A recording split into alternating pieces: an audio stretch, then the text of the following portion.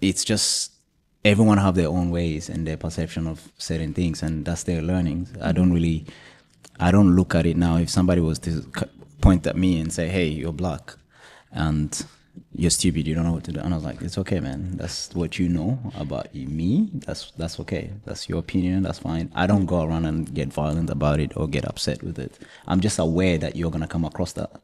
So when I adopted this mindset, I started to realize, all my opportunities are everything that I'm gonna achieve is all gonna be in my hands, how I want to translate everything for myself to become successful. So yeah, it was literally those things but it took me a long time to figure it out. Like figure it out. It's like, stop blaming people, stop pointing fingers, stop complaining and saying this and this and this, because the world is just gonna come across like that, Yeah. So.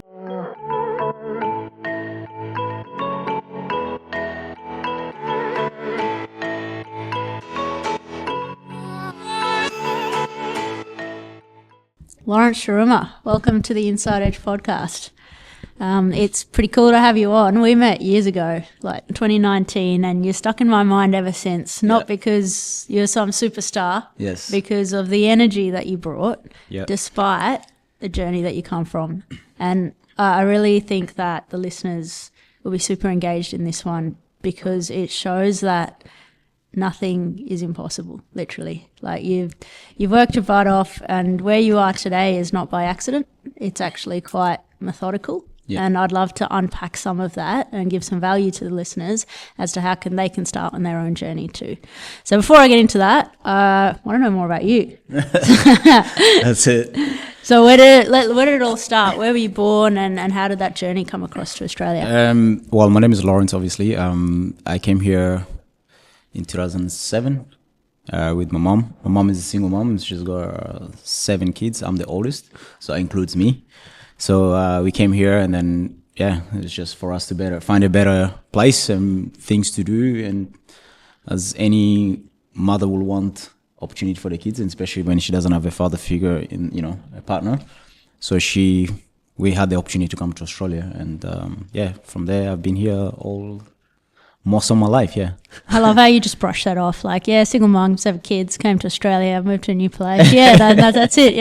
That's crazy. Like, that's actually crazy, just to get your head around that. Like, my sister has 3 kids, and there's a 4-year-old and 2 that are twins that are 18 months. And it's like it's so hard. It's hard. And one of us there every day, community comes together, and now I'm thinking, man, if that was my sister by herself in a new country. Was English first language or second language? Second, Second. I didn't know how to speak when I first came here. I knew how to, like, maybe say hello and few words and all of that, but speaking English was not my thing. That's crazy. So how old were you when you came? So I was 11. You were 11, and you were the oldest of 7. Yes. And all 7 came across. So that's 7 kids under the age of 11. Yeah. So we were like, we came straight away. Like when we go here, it was like, bro, you have to try to make things work out for yourself. So like, I have many questions. What inspired the move across in the first place? Like, a better life, but how did that happen? What visas did you get? Was it easy to get into Perth back then? I think I'm not so sure how my mom managed to run everything and who she connected with, because I was young, so obviously I don't know so much. So when we go here, then we had to like make things work. But I don't know how I think it was under refugee visa that we used to come here. But from there, obviously I'm knowing more about it now. But back then I didn't really know anything. To be honest, I didn't really know where and what was going on. So like we just managed to come here, and then they put us into school, and we started going to school first thing first. So it was very difficult. Did you know it was a move for the better back then? Not really. You don't know, because you're at that age where your parents are the one running everything, right? Yeah, but even in the intention of it, like the way your mum talks to you, is to go like, this is for a better life. Yeah. But that can be hard to believe, right? Because you're going to a complete unknown. You don't even speak the language. You're on a refugee visa. Like 11-year-old, you're probably not thinking about the finances. But I'm just thinking, if I'm your mum, that's crazy. Like, how are you gonna? Firstly, how bad must life be back home? Yeah, because I mean, I was always that kid that's always like sort of hustling and playing football on the street. So even though when I was younger, like it was always something that I was always doing. So around that time when we came here, it was already that. So when I started finding my ways around, I remember when we came here, we were staying at a place in Balga, and that was the time and then they put us to Balga Senior High School. So I went straight away into that. We had obviously an issue with with the passports and every the age changes and all of those things. So I was put straight into high school because on my passport it says old age on my passport, on my the card that we used to come here, right? So I went straight to high school, and that was very difficult. So I was trying to figure my ways out and trying to make things work, right? Yeah. And my younger brothers were still little, so they were really, really little. There's not so much gap difference between my younger brothers. So it was just me and my sister straight into high school, and we were trying to make things work. And that's where we had to learn how to speak and all of that. So and then I just tried to. My idea was always to become a professional athlete. Somehow I wanted to play soccer, and that's what I was doing back home because we stayed in Uganda before we came here. So during that time, I was already engaging and trying to play, play on the street. So when I came here, I thought it's the same thing, but it was completely different. Yeah. So going to the park and there's nobody there, but it's a beautiful park, you see beautiful grass, but there's no kids, But then over there for us, we played on the dust, you see the roads, you just play on the streets. Over here it was completely different. So when we started moving around, I started getting my way around it. I started playing when I got to Norenda, actually. We changed houses. And I found another park, but it happens to be actually a football club, which was Norenda Soccer Club. So that's where my journey started. Yeah, that's crazy. So I just imagine being an 11-year-old kid. You're the oldest of your siblings. Yeah. You've moved here. You don't even speak the language. You're now thrown into high school at a couple of years older. Yeah. That was the hardest part. I think for my career, that's been the hardest part. The high school? The high school and changing of the age and everything. Because I actually tried to change it because something I can fit into my age group. Yeah. And you couldn't do that. I didn't know how to do that because obviously we didn't get the right support around it. It actually stripped off a lot of things with the state team, with the nationals as well. Of course. So it came to play a part later on. And because I wasn't playing in my age groups, and it was just too hard. Yeah, and then you get, so from a football point of view, you can't, you're one of the top performers of your age, but you're playing against 13-year-olds or 15, 17 as you're going older, up, constantly playing older, which I've no doubt probably made you into the player you ended up being. Yeah, of course. But at the time, so many people, and for me as well, I think of high school as some of the most challenging years. Yeah. And I had the easiest life ever compared to what you're talking about. So it's hard for anybody. And then what I love about that, though, is I had my passion for football and I want to be a professional athlete. Most people go, I want to be a professional athlete, but these are all the reasons why I can't do that. I'm not fit enough, I'm not tall enough, strong enough, whatever all the not enoughness is. And here's you with literally nothing. Yeah. And being essentially a father to your siblings at 11. And your thoughts are, hey, I want to be a professional athlete. Yeah. Let's go. Yeah, literally. That was the case. I remember when I got to Norenda, I was just talking about it today to the kids that I was mentoring today. And I told them, when I got there, I tried to play. They said, no, you can't play because in Africa, you just jump in and play if you get a game, and they said no. And then I was like, okay, fine, whatever. Then I left and then I came back again another day and then they didn't have a goalkeeper and then I was in the rush goals. So I was like, okay, cool, I'll be in rush goals, but then I'll pick up the ball and start doing things to the ball and having fun. Just because it's football street, I didn't know how to play structurally, but I understood the game. So from there, I think the coach saw what I had, and then he offered me a ride home, and I said no because we just got here. You're not allowed to go with strangers. My mom would kill me. Guys okay, man, I'll go. Where do you live? I was like, you told me a few days ago that I'm not part of the team. Now you want to drop me off? So I think that's where it all kicked off. So he dropped me. He spoke to my mom, and they got me into the team. Mm-hmm. And I didn't understand how to play as a team. It was I'm a raw skill. Get on the ball and just do your thing. Yeah. And then they were telling you got to stay in the midfield. I'll be going everywhere. I play all positions. So it was difficult, But over the years, yeah, it came across well. That's so interesting. I don't think we'll touch on it yet, but I really want to get back to this element of play. Yeah. Because what I've noticed, and a lot of where I started this podcast and a lot of my coaching with athletes, which is now not just in cricket, but a range of athletes. That's right. And they all go, right, when I was 11, I used to play like this. Yeah. And I was free and I flow and like I'd see the ball and do this. Yeah. I see the ball there, I move there. The wind goes right, I go right. Yeah. They go left, I go left. Like Yeah. it's just free in It was the spirit. thing. And then they get into professional program or academy. And then it changes. becomes structure, rules, structure, which I understand there's a place for it. Yeah. If you have to function with 11 others. But the question is, how do we do that without stripping away that spirit, that start? Because that's what made you who you are, Yeah, right? that's right, yeah. So you gotta work out how do you. There's almost a metaphor here. How do you own the way you play in the team structure? Yeah. But not lose that essence. But then also as a team and like the best coaches, they're able to go, hey, we want the best of you. Yeah. And they'll get you to go, yeah, of course, I want to play in the team structure. That's right.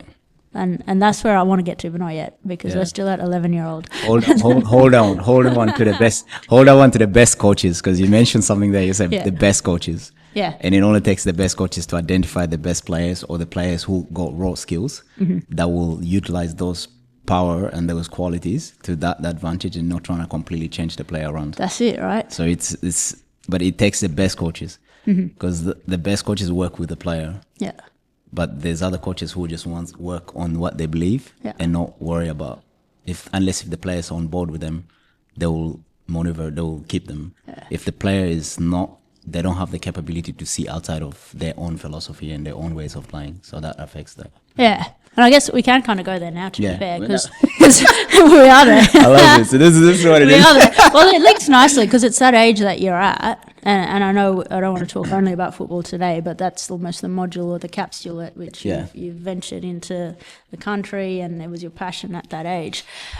How did you find then to being that individual, the flair, you play street football, it's unstructured. How did you cope with then needing to be in structure? And were there any coaches that did do it well?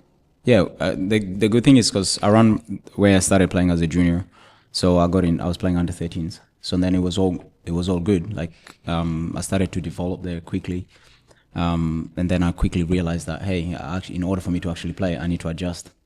So like I need to adjust to the style of what everyone is playing, because there's something called position. Even though I didn't really, I'm just a skilled player who wanted to play. But then obviously I started understanding that more, and it took me a while.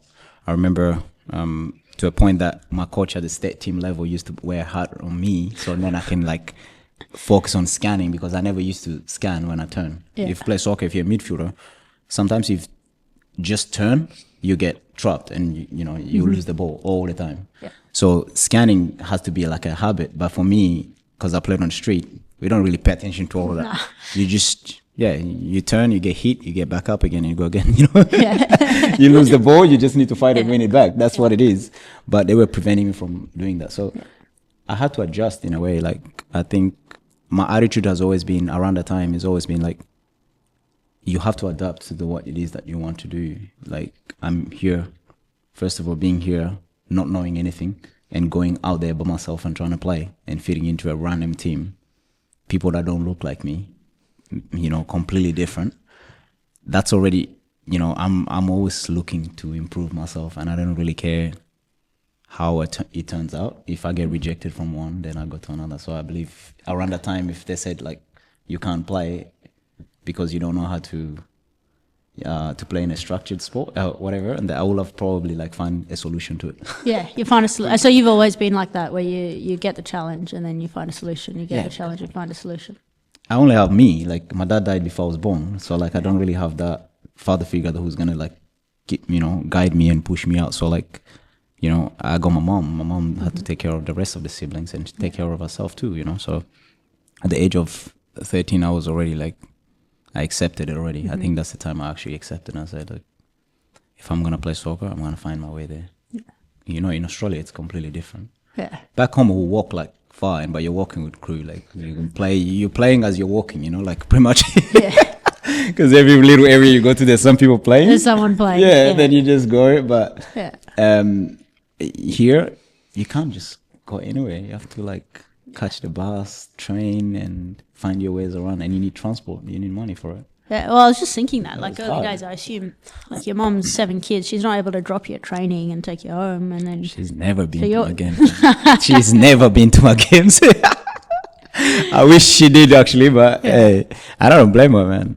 what are some of the? I just want to know more about your mum because I can't stop thinking about that. Having seven. Tell me, ask me the question, and I'll Like tell you. what? How did she get through it? Like, what were some of her strengths? My mom is a very happy lady, you know. So she's, you know, just now as obviously to the tools I've learned now about how everyone can keep things in and when to release, you know.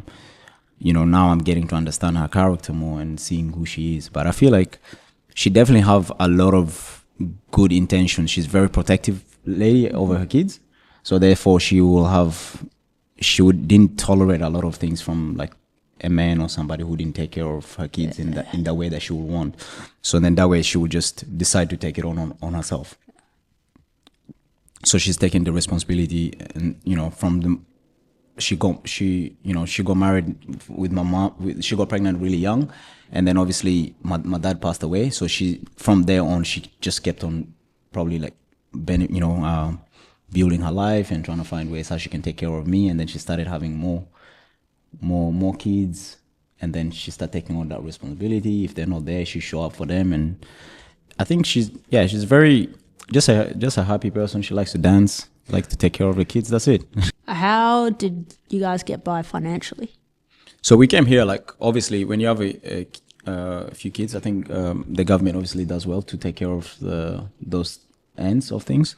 But obviously, you know, they do really good in actually, which is a good thing. Like, you know, when you're here, they provide you those services in place to be able to take care of a single mom, take care of kids, provide all those services, you know. So that's how we got along. But obviously difficult for us to try to do things that everybody else was doing when it comes to success, when it comes to living the best life in the way we see it now. Like for me, for example, eating out, we obviously gotta settle for buying bulk meals, doing all of those things because it's still good. It's like there's no problem with it. But that's how we manage on. Obviously, the government funding, taking care of all of those things.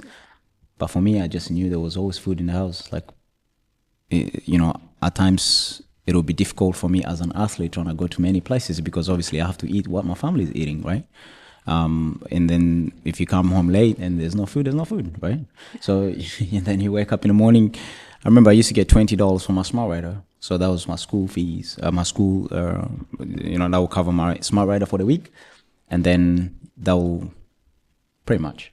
But then majority of the time I will like tag on and try to keep like $5 or something like that when I need it for training or use like little, you know what I mean? Yeah. It was tough at one point.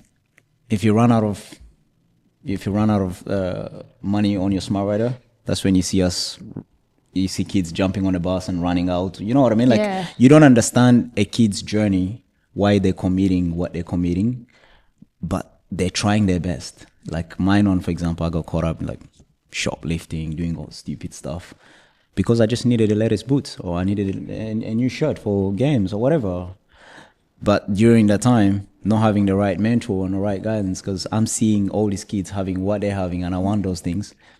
But my family can't afford that because my mom gets, let's say, Centrelink, and then she's taking care of us. That's for food. That's, what we can get. That's everything, right? So do you really think she'll buy me the things I need to find myself to training? I used to be in Balga, but we're training in Cannington. And then I'll go to school, and then I have to go to Cannington. So like now you catch bus, train, walk, and you got no food. You know what I mean? Like, and you're going to a competitive games with the rest of the kids, like, and the coach don't really pay attention to where you're coming from. They just call you one of the brothers. If you're running late, brothers, they always run late. If you're struggling with something, you come to training and games, you didn't eat or you didn't do nothing. Nobody cares about that. But that's my own problems, right? But that's where those parts were all difficult. But you're in a competitive sport. You want to go higher. You want to play professional. How do you deal with all of those things, but nobody sees it, nobody pays attention to it. But What else is?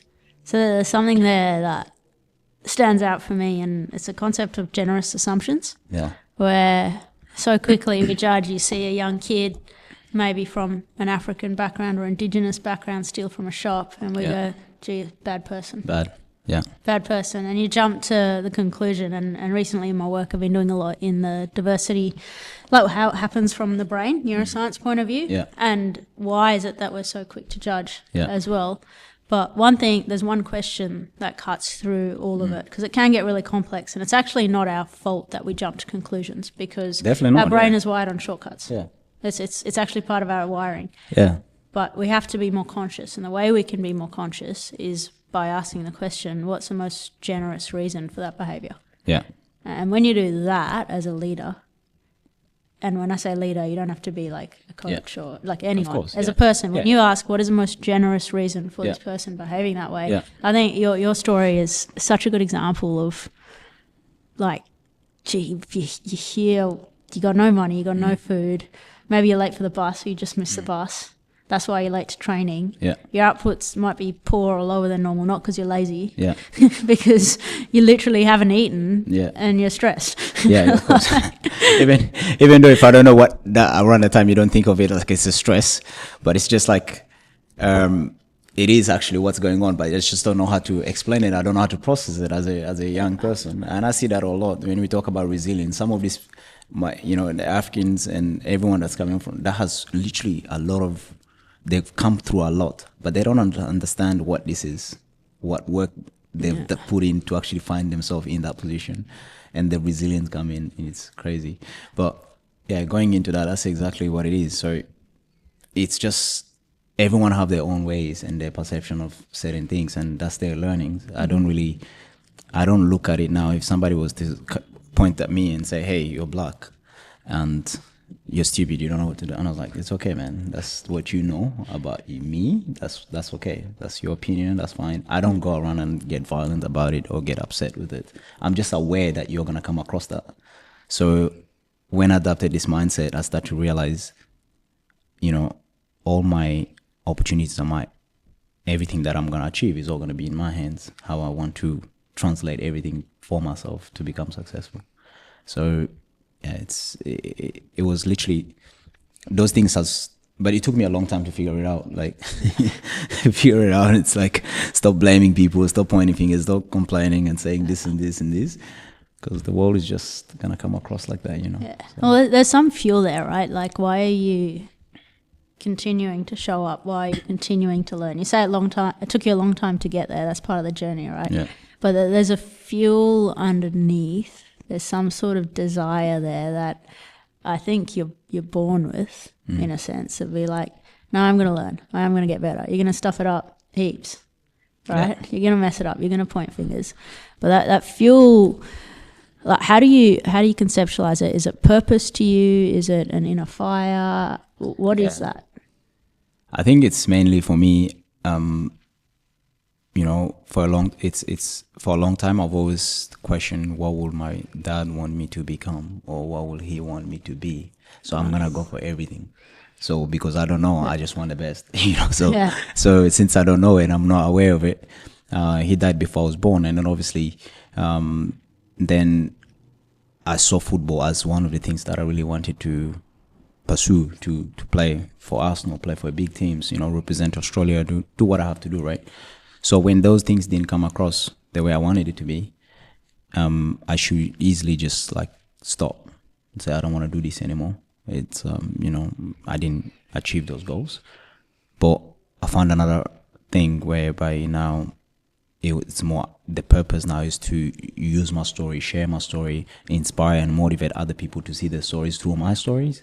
And then now to see that if one thing don't work, you can always turn that around. You can always find another way out. It doesn't have to be, disappointments come in because when you put so much energy into one thing for so long, like for example, it could be relationship. A lot of people put efforts into relationship, and when they feel like their whole life revolves around that specific thing, but then when that thing is taken away from them, who are you now? Like, what can you do next? So that's where everything I do is something I'm doing. It's not really me. I'm doing that because that's what I need to do. So, that's football. I played football. Football wasn't my life, and I do understand. Sometimes you gotta breathe it, you gotta live it, it's all, which is it's understandable, but it's gonna be taken away from you. Majority of athletes, you get to a certain age, eventually you're gonna turn into either coaching or you're gonna try to find another avenue. So that's the end of it. Eventually, doesn't matter who and what. So when I got to that position, I realized, why don't I just start my coaching now? Because I already know I'm not going anywhere with it now. So, if I start now, all these guys that are playing now, they're going to look at me and they're going to be like, man, you're doing amazing things. We want to know how you did it. But because they've just stopped their career, now they need to know what to do. And that takes about 3 years to 5 years to master something. But if I'm already in that space, I'm ahead regardless. So, and then that's when I start diving into coaching and starting off my business. So there's always that drive. There's always a drive, isn't there? And I want to double click on that because all we see in social media or whatever, you see the athletes that make it, right? And you became a very good footballer. Like you were with Perth Glory for a bit. Yes. Like you played professionally. Yes. But I've no doubt in the back of your mind you're thinking, nah, I failed at it because I didn't play for Arsenal. I didn't make the big time, right? Yeah. And that's where so many people. There's two parts. One, while you're playing and pursuing that, there's the narrative in your head. If I don't make it, I am a failure. Yeah. Whereas you separated the two there. Yeah. So you separated, that's not me, that's my football, and my football might fail. That's a reality, brutal reality we have to face. Your football might fail. Yeah. But it doesn't mean you fail. And what's the difference? Well, on the back end of it, you're still here. Yeah, the sun came up again and again and again, right? So it's like, how do I take the drive? And the most of the athletes that I work with, they have this, I call it the gift, is the curse, and it's desire. Yeah. It's a gift and a curse, but they have it. So once football or cricket or badminton, whatever it is, disappears, then they're lost. And they're like, nah, I got nothing. What do I do? And it's huge. Like, the research is crazy, and forget the research. We know it through our experience, right? It's like, I'm seeing them all the time. Yeah.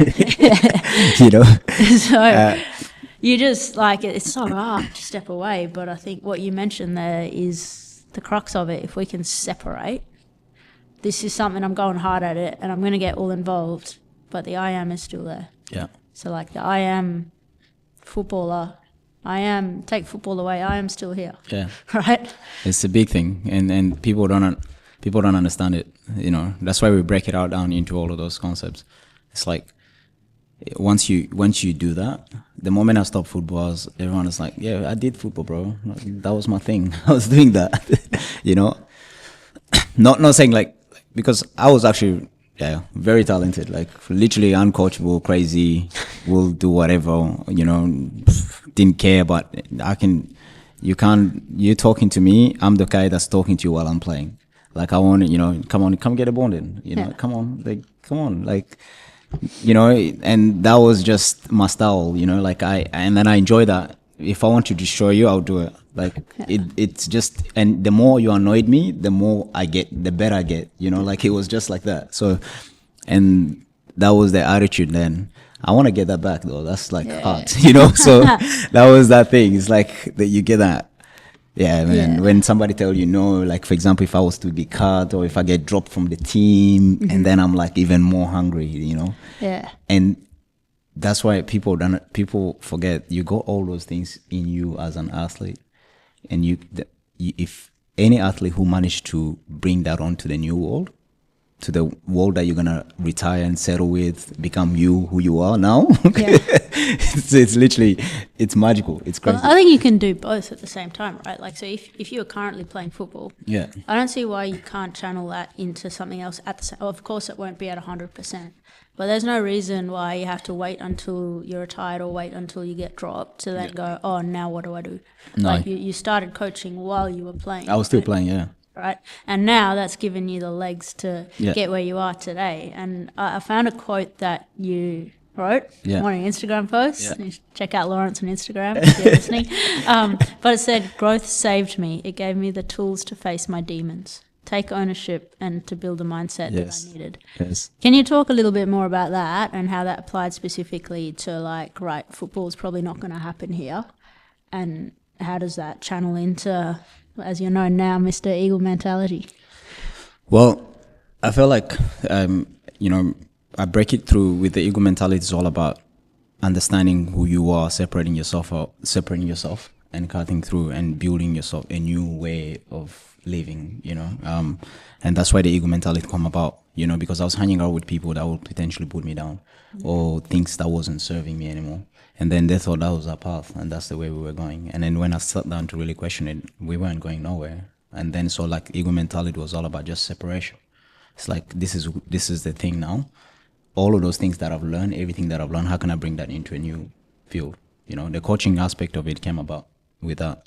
And then that's when I had to reset, rewire, and rise. So the ego mentality is all about, you have to reset again and you need to rewire. So that means the things you've learned, the mindset you've got brought you to where you are right now.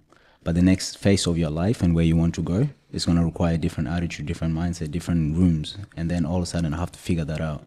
Then once you identify all of those things, then obviously it's easy for you now to rise and go where you want to go. So that's why I got that whole thing now, that everything that I've been through have brought me to here. This is where I'm at now. Not taking nothing from it. Like before I used to complain and say, I cannot make it.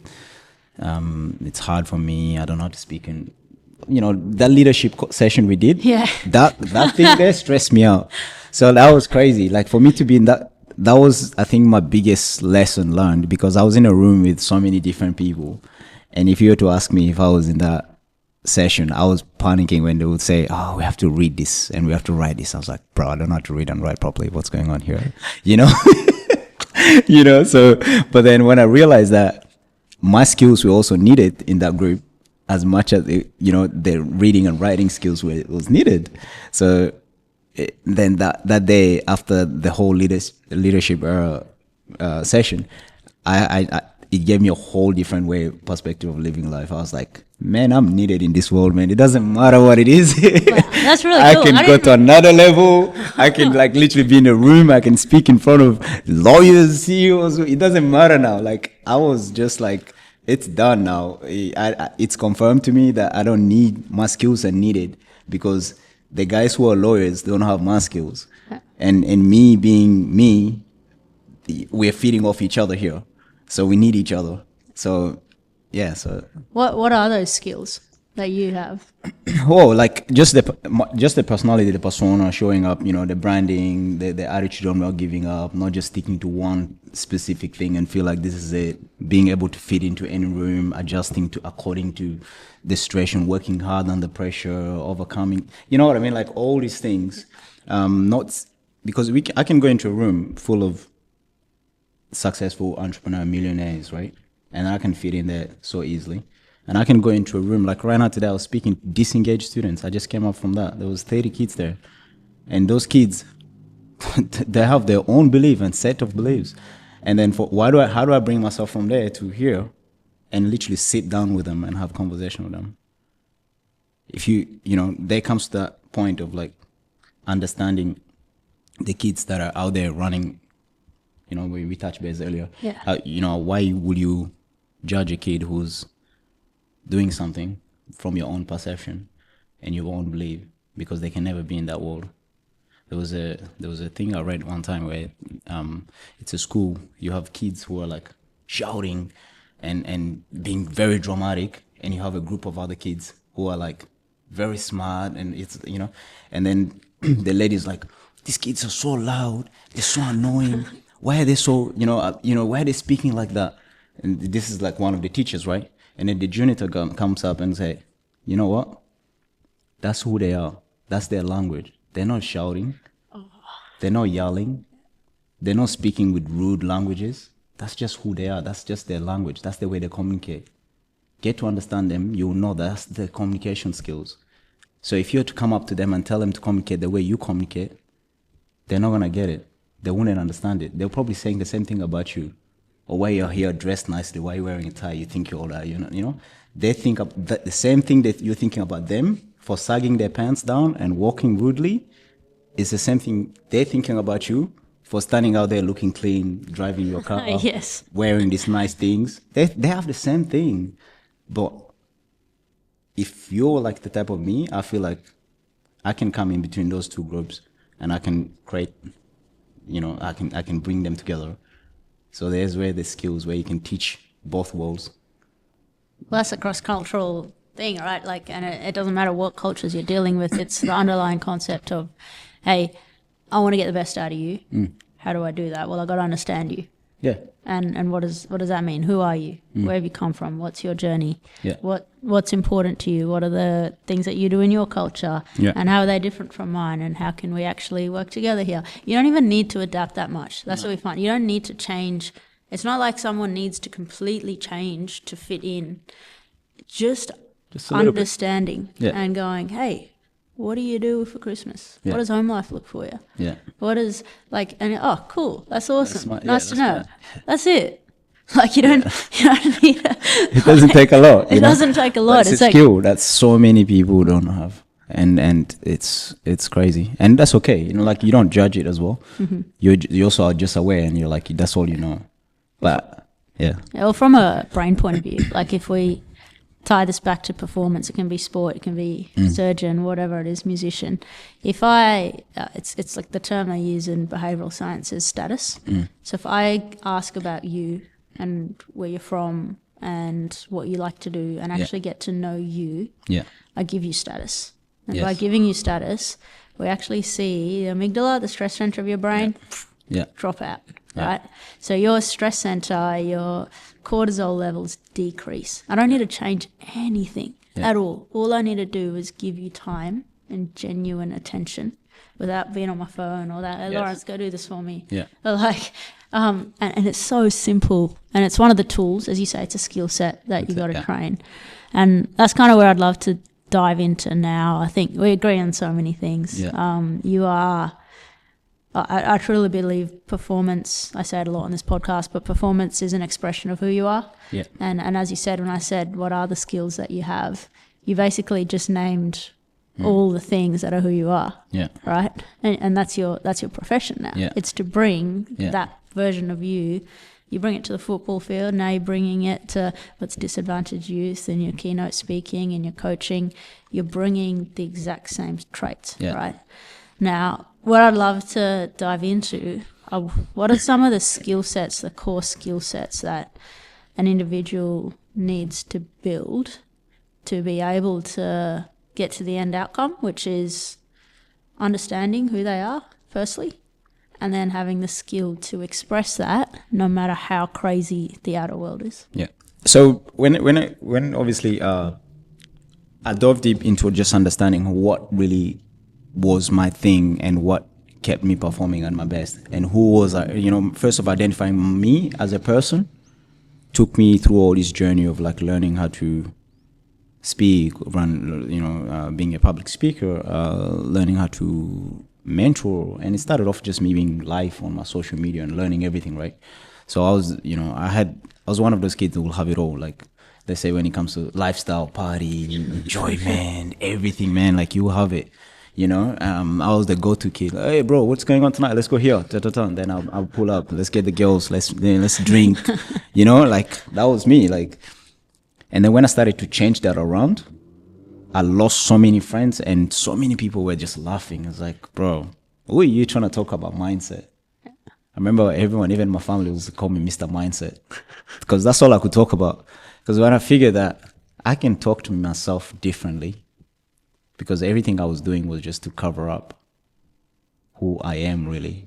So yes, it was fun. Yes, other people saw it as fun. They wanted to hang around me. But when I started to choose me, everything started to change. People started to change around me and the whole thing. So the core to this is, first of all, is just sitting with yourself is what you really want to, what do you really want to achieve? What are some of the things? Where do you see yourself going? And what you need to do together. And then you just, start identifying, those things first. And when you sit down with yourself enough, you'll be able to know exactly what drives you. What are some of those things that actually ticks and keeps you going, And if it is public speaking, then yeah, maybe you get excited about that. If that's what it is, which was for me, I felt like at one point helping people to become better was something I was more passionate about. So at the moment I'm in front of people, it gave me the same drive of me scoring a goal and celebrating. Like I was super pumped about it. And then when I started doing it, just speaking, I was hiding behind the camera. So I was doing the Facebook lives. Every engagement that I was getting, when I saw people commenting and saying, I really like that, I'll pour out more, you know? So then I was like, oh man, this is so cool. So and then I kept on doing like social, you know, so going into that is, so once you identify those things, it could be anything, could be whatever it is. And then what it is now, you just need to go, okay, where am I now? Who do I need to connect with to get me there? What some of the habits that I need to be able to get rid of to put me in that position so I can be able to continuously improve in that field, you know? So, and then I started searching for those communities, and mine one started off first by attending free seminars, attending events. There where I came to leadership sessions, not knowing what it was. Yeah, right. Then, you know, I went on that search for it. So the program I'm running now is the 6-week coaching program, which is like the Reset, Rewire, and Rise. So it's basically, we look at all the areas in your life holistically, and then we see some of the areas that people want to improve in. And then we dive deep in and identify where they are currently, because, you know, the quadrant of it, if, let's say, for example, your health, you can be currently healthy in where you are, but if you've decided, okay, I want to get super healthy, and then we see, okay, well, how does super healthy look like for you? You know, so then we dive deep into that. So where you are now, then we start to go, okay, if you're here, you know, we're not going, okay, we're going to jump you from one side of where you are, like with your health, to like go super healthy within a couple of days. Mm-hmm. We first go with like little steps, right? So where you are now, and we go to the next phase. Then once we hit that goal, we go to the next phase. When we hit that goal, then we go to the top. And then all of a sudden, are you comfortable in the area now? And then if it is, then we just maintain throughout, right? And you can maintain that. So we look at the health aspect of it, the mindset aspect of it. We look at the whole spiritual connection aspect of it. We look at the financial aspect of it as well. And then we look at the relationship with self and relationship with others. I'm a big believer on like gratitude, forgiveness, you know, all those areas. So you can't want to go to another level with people dragging you down because you're scared. Like, you ever been to like family parties and you don't talk to one of your aunties and it's just awkward, like and not just talking, but hate talk, like you don't want to, like so if you're trying to go to another level, you can't be carrying yourself like that with people that you're having all it. Sometimes you just need to forgive them and let them be, even though they don't say yes and agree with you. That's fine. I love you, I forgive you, let's go. You know, so like we look at those areas where you can heal relationship with people. You know, I had to do some inner work on myself to actually allow some exes and relationships that I felt like I've hurt in the past, or I felt like they maybe have some hate towards me, because I felt like they will be contributing towards my success and where I want to go, because there's still a lot of hate being held against me. So I needed to do some inner work to release all of that. So what we do is we break it down into those aspects of it, identify exactly what it is that you want for your life, and then what we need to do to get you there. And then it's continuous, and who you need to be around to support those goals. And then once you identify, you know it, everybody know it somehow. Yeah. Once you know your why and you're clear about it, it's easy to find the people around to support that. You don't need to know all of those things. You don't even need to know how it's going to come about. Just be clear on it from the get-go, and we go, okay, this is exactly what you want? Yeah. You sure? Yeah. You sure? Yeah, let's go. Then the rest of it will start to come. You start to attract people that's going to support those goals. We planned my event 2 weeks. It was only 2.5 weeks. And we had 50 people there. I don't know where they came from, but we just manifested and locked it in and started to promote. And people that came in to support me, shout out to all the girls that supported. It was amazing. It just happened. And then all of a sudden we had people there, and it was scary. It was so. This is a fascinating area. Some people might look at it as woo-woo, but I've had a few experiences recently where it's like... Everything is woo, bro. Well, I've had a few experiences. Like my current partner, Like I put it out there in the world, like this is exactly who I want. And this is actually not far off that leadership course we did together. Yeah. I wrote down this, I can't remember who I was following. I think maybe Lewis Howes, he's got school greatness. I haven't listened to him in ages, but he was like the first dude that I first got into this world of being like, oh, you can improve your life? Like, okay, this is crazy. Anyway, he has this activity he's called Perfect Day Itinerary. Yeah. So you write down, like, it's not like in 5 years or 10 years or whatever, like nothing specific. It's just like, what would your perfect day look like? Yeah. Like a regular day, not just like I'm traveling all around, like just a regular day. The best exercise. What would that look like? And I wrote it down, and no joke, like word for word, I found it this time last year, what I'd written down has come true. And I didn't really think, I didn't go, okay, this is my end point. And then I'm going to work backwards in a 3-year and a 5-year or whatever. Yeah. Like I'm talking, I'm getting old, so I'm 33, so 10 years almost. Yeah. I found it in my notes the other day, and not even to the point of having like a white kitchen bench top, and how I had, not that was something that I really needed, but it's just how I visualize. For some reason, it's what I visualized. Yeah. For some reason, I visualized like in my head where the bedroom was in according to the kitchen and the type of backyard. Yeah. Like it's just whatever came to my mind came, and now just bought a house 3 months ago. Yes. And I'm like, let's go. And I'm like, this is creepy. Like everything. And I'm doing, even the work I'm doing, I said, like in my visualization thing, I was like, I'm still playing professional cricket, but it's not normal. Like this might be more for the cricketers out there, but I said I'd be bowling off spin, which I wasn't an off spin bowler. I only started bowling it 2 years ago because I stuffed my shoulder up, and my team was awful, so they needed someone.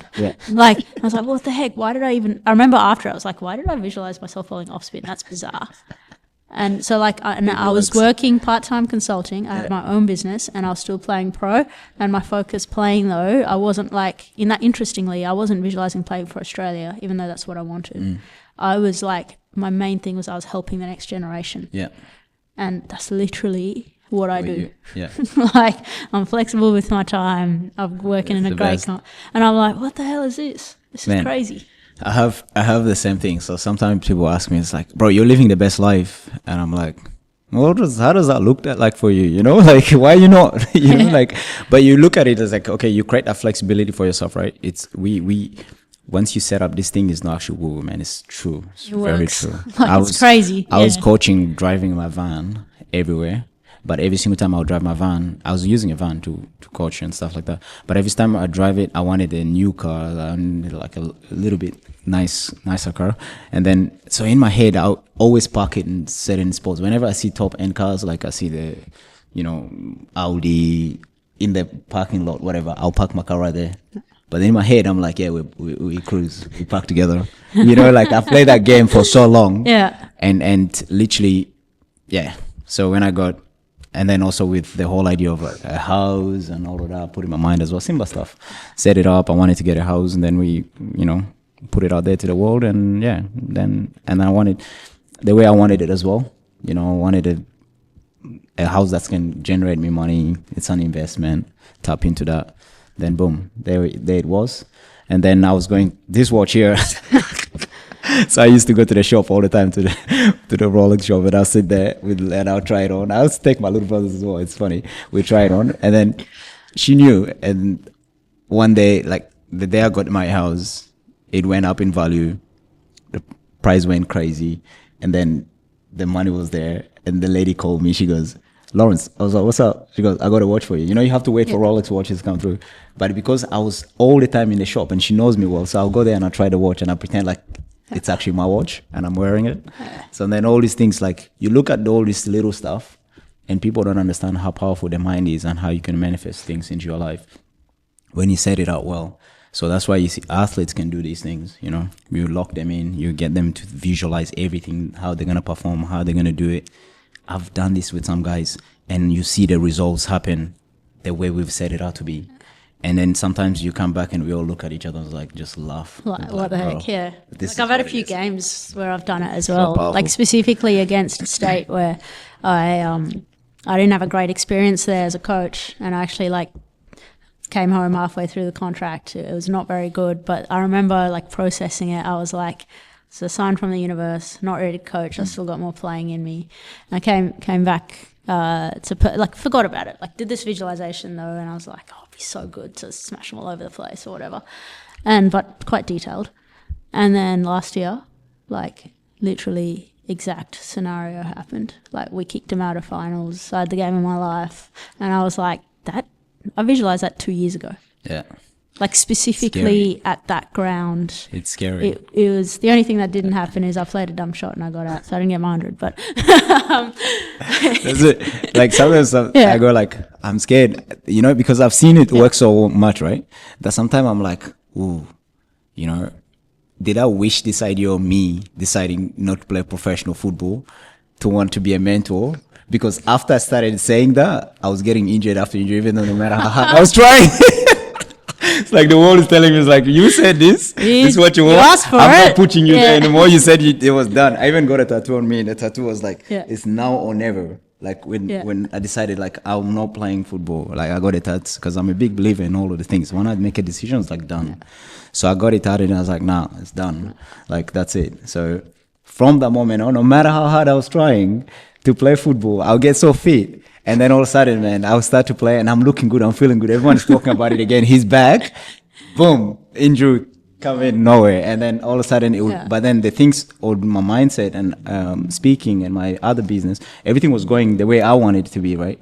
Because I was so focused on it. I was visualizing me speaking in front of people all the time.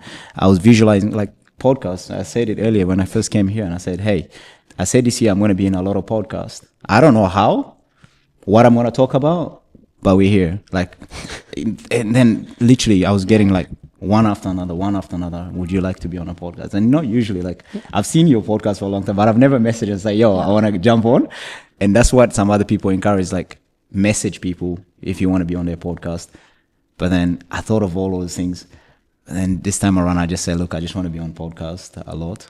And then there we go. We're on podcast couple now going. Well, there's an interesting part to this, and it's like I know you mentioned spiritual before. I don't know if this fits into your spiritual framework, but one thing that I've noticed a lot in like professional sport environments, and now I'm in workplaces, it definitely happens there too, is over control, and we need to control every single bit. Like we're going to training and analysing every 15 minutes. We sit in long review meetings. Like the coach gives you like this 4-step framework of how to bat in the middle, and you're like, made lots of runs when I was 12. I didn't have a 4-step framework, but and it's all a good intention, like really good people with good intentions trying to help you. But like I don't have any rock solid science or whatever to explain this, but it's like we need to leave some space for the unknown. Yeah. Like we need to leave some space for things to just play out and happen, and then build a skill set, whether it's through meditation or through your physical training. How well can I stay present and embrace that unknown? But we have to leave 20, 30, 40% of, I don't know what's going to happen, and that's kind of exciting. Yeah. But I'm going to do the 60% of prep. Yeah. But without, it's easier said than done, and this is the constant battle now. How do you stop dropping over into trying to control every single bit of the outcome? I don't know if any of that kind of is. Because I teach something called set it and leave it, you know. It's whereby you think of what it is that you want to achieve. Not saying you plan, you set it. And the way I do it is like you go through visualization skills where you actually, this is what you want to achieve, like similar to what you said earlier, where you have like, you know, you wrote those things down and you don't know how they came about, but they come about you. And I can guarantee you this, you forgot about it, you know, but then you look back at it and you go, wow, it's here. Mm-hmm. Like, so a lot of people fall in love with their goals so much to a point that they're watching it every second, they're seeing it I'm not in love with my goals like that. I'm not that passionate about it. I just set it and leave it. This is what I want. I announce it to the world. I look at it. I prep myself. Of course, you need to repetition. You know, repetition is literally what it is. The same way you train your mind is the same way potentially you train your muscles. The same way with the mindset. So repetition. I'm not saying even athletes, we don't go around like every single time you're in the gym 24/7. But why is it so different when it comes to mindset aspect of things where people just over and over analyzing it throughout the day, whether it's coming true or not? You know, so it's true. You know, it's so true, like, just why don't you just like train? Like you go to the gym is done, I shower, I'm done, I'm gone. You know, just trust the process that whatever result that you did here with your practice with your spins, whatever effort you've done, coming to game day, you're actually going to get that spin right. Yeah. But I'm not saying the whole day you're thinking about spin. Yeah. Well, you're not present, are you? So like if you're if you're trusting, like, yeah, you know, because it's too much. It's I just said it, right? Yeah. You just set it and leave it. So like that's why the whole point of that is like if that answers your So some of these guys are there, but they actually don't understand the law of attraction. They don't understand the law of energy. They don't understand those laws in place. They're going by the theories and by the books, by maybe something they've learned. Maybe they learn from a mentor who's put that onto them, which is fine. It's good to have strategies in place. But when you're in the game, it's play, man. You got no control, man. Nah. Things happen. You need to adjust. And then that's why you see them when they fail or something don't go accordingly, they beat up their players. They even quit on themselves. They feel like they're not good enough. These coaches start to like, oh, my strategy doesn't work. That means I'm not the best coach. My guy, just chill. Yeah. Like you got to be the wind and the leaf at the same time. Yeah, just let it. It's like let the wind take you. Let it be. Like there's a leaf though. Can you like, adjust though? Adjust. Like, you can adjust. That's can you right. adjust when it doesn't go with this plan? Yeah. How good are you navigating? Because life is about that. I wish it was just so much on structure. Yes, structure guides us and puts us in place, but can you pivot a little bit when it doesn't go accordingly and then try to catch yourself and adjust again and then go back on track?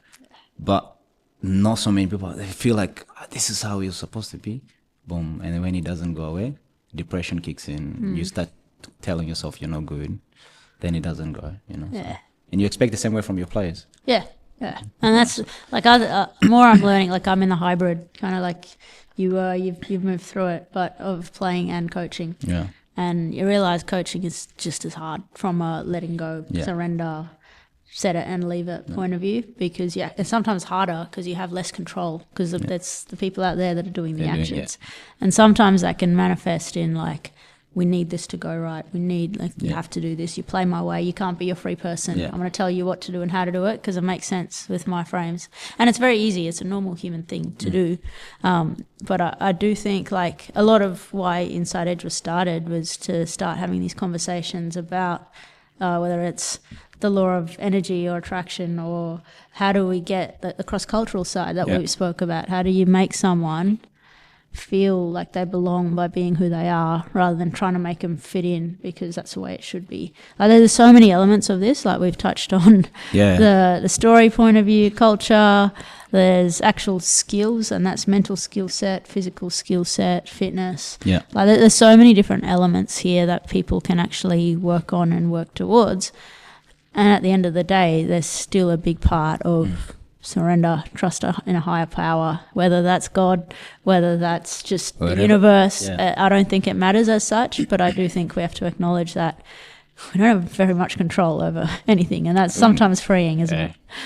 We actually don't. We think we do, but we actually don't. We don't have control over anything we do. We just got control of what we want to do next after things don't go accordingly. Like, this...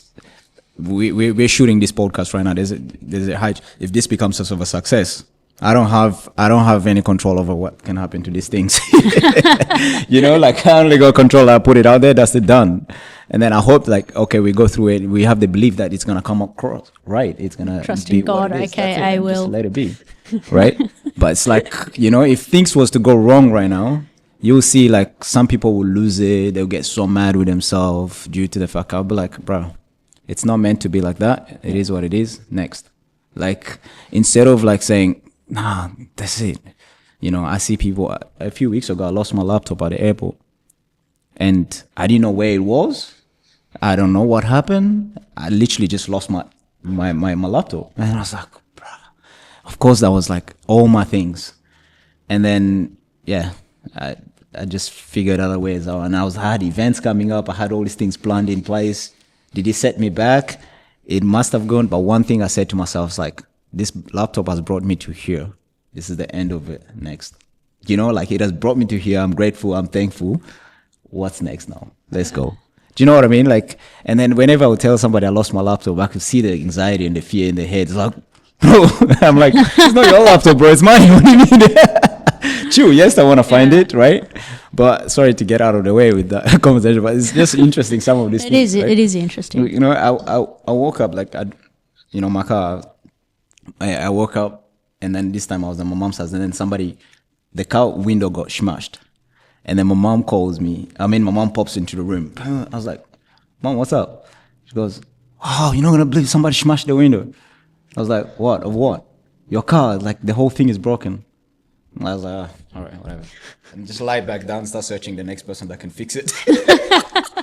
Right? It's like she expects me to step outside and just like go crazy trying to find. I'm like, right, it has happened now. What can I do next? Yeah, You know? exactly. So I think it's fascinating, like, from where we started, 11-year-old kid, 7 kids, you're looking after your younger siblings, you've moved here, you don't speak the language, you're 2 years below where you should be at school. Like, most people would go, that is especially people who live in Australia, that's as hard as it gets in terms of an upbringing. We're very lucky here in terms of, I think Perth is one of the greatest places in the world you could possibly live.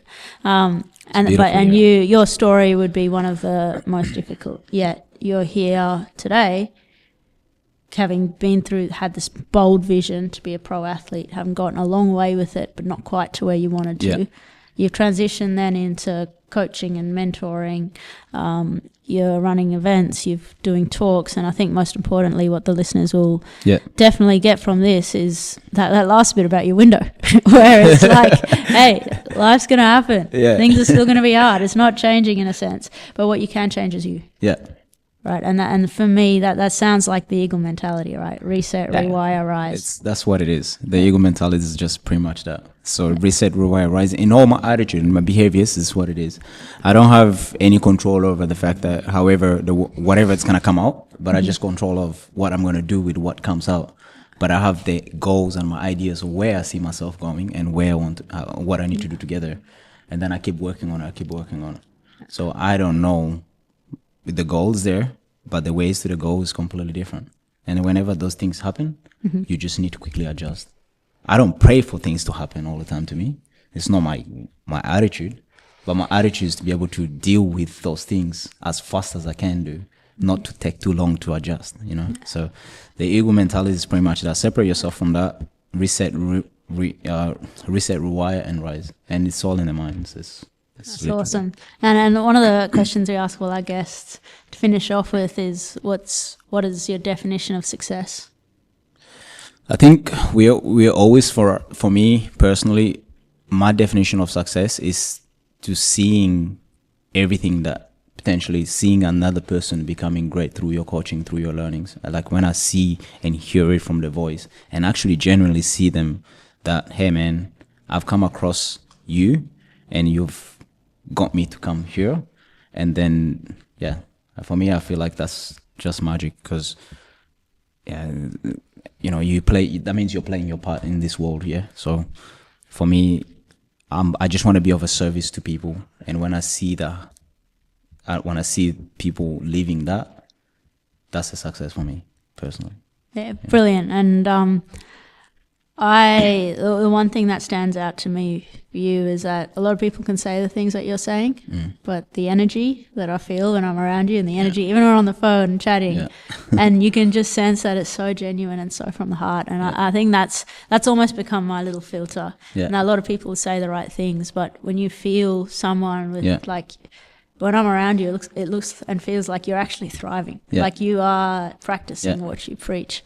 And that's something that really stands out to me. And it shows, if there's ever an example for anyone out there, I think you embody it. And I want to thank you so much for coming on today. It's been awesome to catch up, awesome to hear a bit more about your story. And for those that want to check out you and where you're at, where would they go to? So at the moment, we actually, so it's all through my social media, which is, I'm very big on my Instagram, so I'm just pushing my Instagram at the moment so much, the way we've been going on. So usually people will just reach out on like a one-on-one basis to work.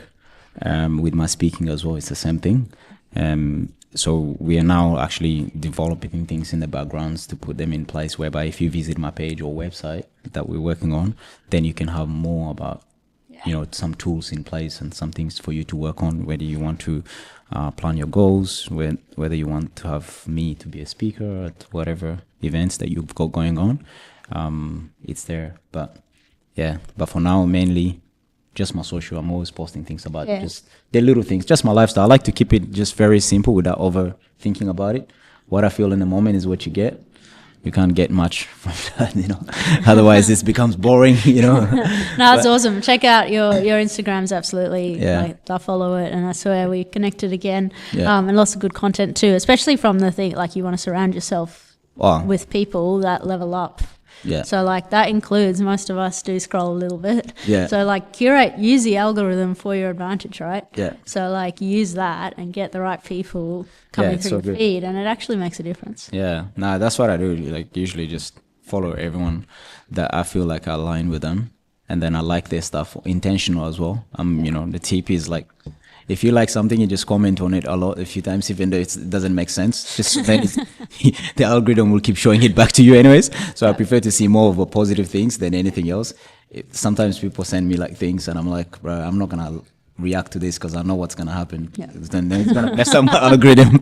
So I'm not really like, you know, liking it a little bit. But yeah. So, but I want to, you know, thank you so much for actually having me. It's been amazing. I've seen your journey as well. It's been like full power, you know. All over the place. Yeah. No, and it's mad because then setting all these athletes need it and hearing it from former athletes. I feel like top end athletes who was pushed and gone through a lot are more equipped to actually educate and teach athletes to go to another level with their lifestyle or even to succeed in the sport, because they've seen it, they can read through it, because they've felt the emotions, they've gone through it all. And then an athlete who's just getting it, they don't really know how it feels like when you have to really navigate the challenging times, when you get dropped, when things are not going, when you aim so high, but they just get cut it short. So with the work you're doing, it's like, you know, if people are listening to this, they need to like tap in and try to hear more about that, you know, how you can take them to another level. And you've done it through your career and still playing now, setting up the businesses and creating this lifestyle for yourself where it gives you a bit of that balance and you get to enjoy it, lock into the manifestation, bring everything in together, you know, you know, in relationship and all of that. That's mad. So thank you for having me. I really appreciate it. And I look forward to seeing the podcast grow to another level, you know. Thanks, Lawrence. Appreciate it. Yes.